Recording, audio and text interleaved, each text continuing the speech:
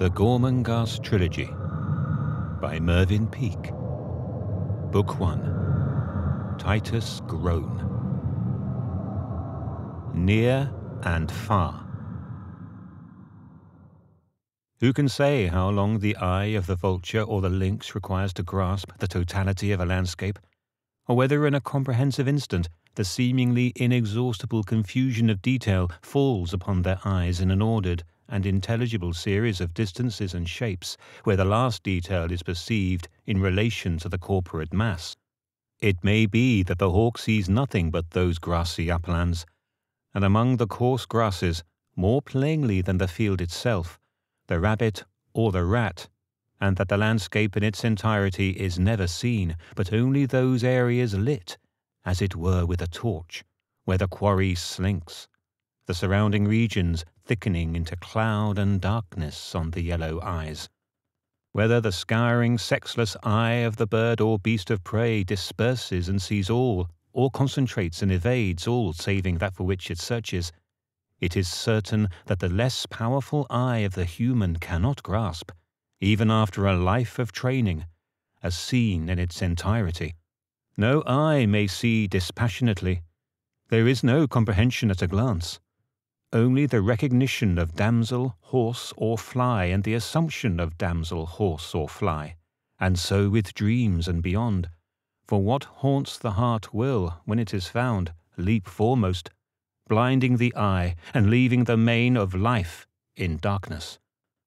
When Steerpike began his scrutiny, the roofscape was neither more or less than a conglomeration of stone structures spreading to right and left and away from him. It was a mist of masonry. As he peered, taking each structure individually, he found that he was a spectator of a stationary gathering of stone personalities. During the hour of his concentration he had seen, growing from 3/4 the way up a sheer windowless face of otherwise arid wall, a tree that curved out and upwards, dividing and subdividing until a labyrinth of twigs gave to its contour a blur of sunlit smoke. The tree was dead, but having grown from the south side of the wall it was shielded from the violence of the winds, and judging by the harmonious, fan-like beauty of its shape, it had not suffered the loss of a single sapless limb. Upon the lit wall its perfect shadow lay as though engraved with superhuman skill. Brittle and dry, and so old that its first tendril must surely have begun to thrust itself forth before the wall itself had been completed. Yet this tree had the grace of a young girl, and it was the intricate, lace-like shadow upon the wall that Steerpike had seen first. He had been baffled until all at once the old tree itself, whose brightness melted into the bright wall behind it, materialized. Upon the main stem that grew out laterally from the wall, Steerpike had seen 2 figures walking. They appeared about the size of those stub ends of pencil that are thrown away as too awkward to hold. He guessed them to be women, for as far as he could judge, they were wearing identical dresses of purple, and at first sight it appeared that they were taking their lives in their hands as they trod that horizontal stem above a drop of several hundred feet. But by the relative sizes of the figures and the tree trunk, it was obvious that they were as safe as though they had been walking along a bridge. He had watched them reach a point where the branch divided into 3, and where, as he shaded his eyes, he could see them seat themselves upon chairs and face one another across a table. One of them lifted her elbow in the position of one pouring out tea.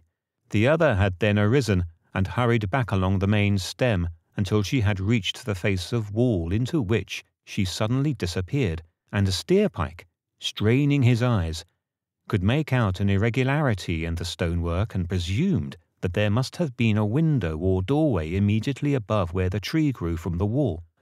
Shutting his eyes to rest them, it was a minute before he could locate the tree again, lost as it was among a score of roofs and very far away. But when he did find it, he saw that there were 2 figures once again seated at the table. Beneath them swam the pellucid volumes of the morning air. Above them spread the withered elegance of the dead tree, and to their left its lace-like shadow.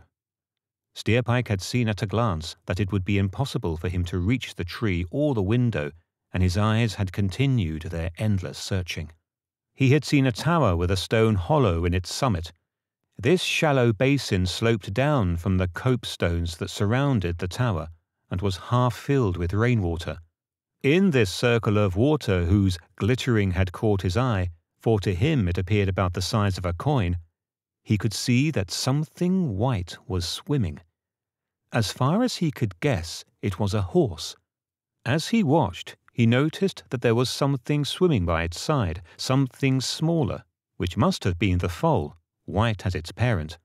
Around the rim of the tower stood swarms of crows, which he had identified only when one of them, having flapped away from the rest, grew from the size of a gnat to that of a black moth as it circled and approached him before turning in its flight, and gliding without the least tremor of its outspread wings back to the stone basin, where it landed with a flutter among its kind. He had seen, 30 feet below him and frighteningly close, after his eyes had accustomed themselves to the minutiae of distances, a head suddenly appear at the base of what was more like a vertical black gash in the sunny wall than a window. It had no window frame, no curtains, no window sill. It was as though it waited for 12 stone blocks to fill it in, one above the other. Between Steerpike and this wall was a gap of 18 to 20 feet. As Steerpike saw the head appear, he lowered himself gradually behind an adjacent turret, so as not to attract attention, and watched it with one eye around the masonry. It was a long head. It was a wedge, a sliver, a grotesque slice in which it seemed the features had been forced to stake their claims, and it appeared that they had done so in a great hurry, with no attempt to form any kind of symmetrical pattern for their mutual advantage. The nose had evidently been the first upon the scene, and had spread itself down the entire length of the wedge, beginning among the grey stubble of the hair, and ending among the grey stubble of the beard, and spreading on both sides with a ruthless disregard for the eyes and mouth which found precarious purchase. The mouth was forced by the lie of the terrain left to it to slant at an angle, which gave to its right-hand side an expression of grim amusement, and to its left, which dipped downwards across the chin, a remorseless twist. It was forced by not only the unfriendly monopoly of the nose, but also by the tapering character of their head to be a short mouth, but it was obvious by its very nature that under normal conditions it would have covered twice the area. The eyes, in whose expression might be read the unending grudge they bore against the nose, were as small as marbles, and peered out between the grey grass of the hair. This head, set at a long incline upon a neck as wry as a turtle's, cut across the narrow vertical black strip of the window. Steerpike watched it turn upon the neck slowly. It would not have surprised him if it had dropped off, so toy-like was its angle. As he watched, fascinated, the mouth opened, and a voice as strange and deep as the echo of a lugubrious ocean stole out into the morning. Never was a face so belied by its voice. The accent was of so weird a lilt that at first Steerpike could not recognize more than one sentence in 3, but he had quickly attuned himself to the original cadence, and as the words fell into place, Steerpike realized that he was staring at a poet. For some time after the long head had emptied itself of a slow, ruminative soliloquy, it stared motionlessly into the sky. Then it turned, as though it were scanning the dark interior of whatever sort of room it was that lay behind that narrow window. In the strong light and shade, the protruding vertebrae of his neck, as he twisted his head, stood out like little solid parchment-covered knobs. All at once the head was facing the warm sunlight again, and the eyes travelled rapidly in every direction before they came to rest. One hand propped up the stubby peg of a chin, the other, hanging listlessly over the rough sillless edge of the aperture, swung sideways slowly to the simple rhythm of the verses he then delivered. "Linger now with me, thou beauty, on the sharp archaic shore. Surely 'tis a wastrel's duty, and the gods could ask no more. If you lingerest when I linger, if thou treadst the stones I tread, thou wilt stay my spirit's hunger, and dispel the dreams I dread. Come thou, love, my own, my only, through the battlements of Groan. Lingering becomes so lonely when one lingers on one's own. I have lingered in the cloisters of the northern wing at night, as the sky unclasped its oysters on the midnight pearls of light. For the long remorseless shadows chilled me with exquisite fear. I have lingered in cold meadows through a month of rain, my dear. Come, my love, my sweet, my only, through the parapets of Groan.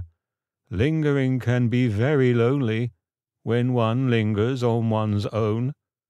In dark alcoves I have lingered, conscious of dead dynasties. I have lingered in blue cellars and in hollow trunks of trees. Many a traveller through moonlight, passing by a winding stair or a cold and crumbling archway, has been shocked to see me there. I have longed for thee, my only. Hark, the footsteps of the Groan. Lingering is so very lonely when one lingers all alone. Will you come with me and linger, and discourse with me of those secret things the mystic finger points to but will not disclose? When I'm all alone, my glory always fades, because I find being lonely drives the splendour of my vision from my mind. Come, oh come, my own, my only, through the Gormenghast of Groan. Lingering has become so lonely as I linger all alone." Steerpike, after the end of the second verse, ceased to pay any attention to the words, for he conceived the idea, now that he realized that the dreadful head was no index to the character, of making his presence known to the poet, and of craving from him at least some food and water, if not more. As the voice swayed on, he realized that to appear suddenly would be a great shock to the poet, who was so obviously under the impression that he was alone. Yet what else was there to do? To make some sort of preparatory noise of warning before he showed himself occurred to him, and when the last chorus had ended he coughed gently. The effect was electric.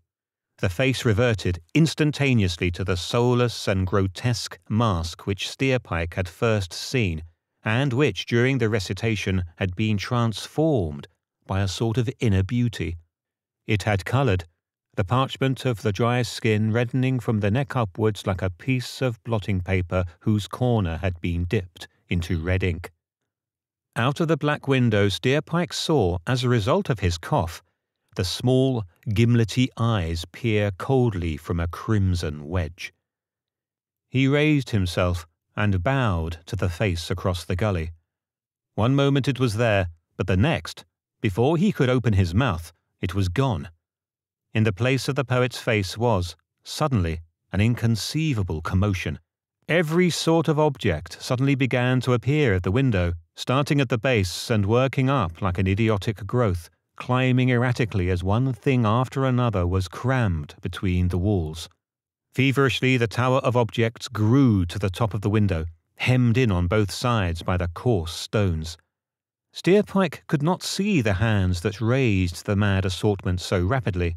He could only see that out of the darkness object after object was crammed one upon the other, each one lit by the sun as it took its place in the fantastic pagoda. Many toppled over and fell during the hectic filling of the frame. A dark gold carpet slipped and floated down the abyss, the pattern upon its back showing plainly until it drifted into the last few fathoms of shadow. 3 heavy books fell together, their pages fluttering, and an old high-backed chair, which the boy heard faintly as it crashed far below.